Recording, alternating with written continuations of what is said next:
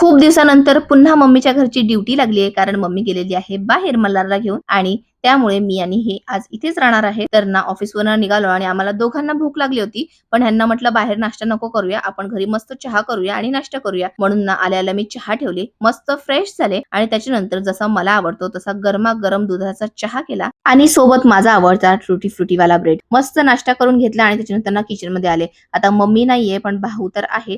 तर घरात पसारा होणारच, म्हणून घरात पसारा होता तो आवरला.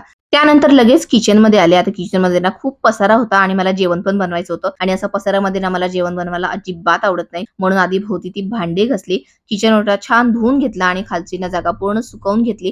तेवढ्यात मल्हारचा व्हिडिओ कॉल आला, म्हणून मल्हारशी बोलले आणि मला तर मल्हारची आठवण येते, त्याला येते की नाही माहित नाही.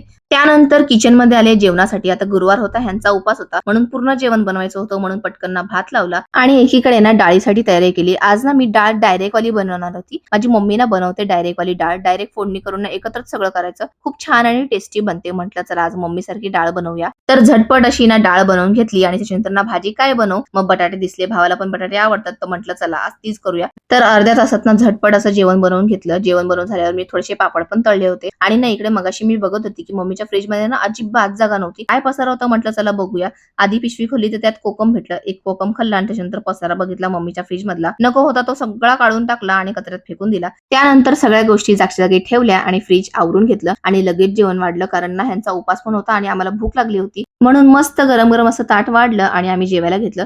छान मूवी बघत आम्ही जेवण एन्जॉय केलं आणि जेवण छान झालं होतं, मजा आली जेवायला. त्यानंतर ना विस्तर वगैरे टाकला आणि मस्त थोडंसं वॉक केलं. तर असंच होतं आजचा माझा रुटीन. आजसाठी एवढंच. पुन्हा आपण भेटूया, तोपर्यंत बाय.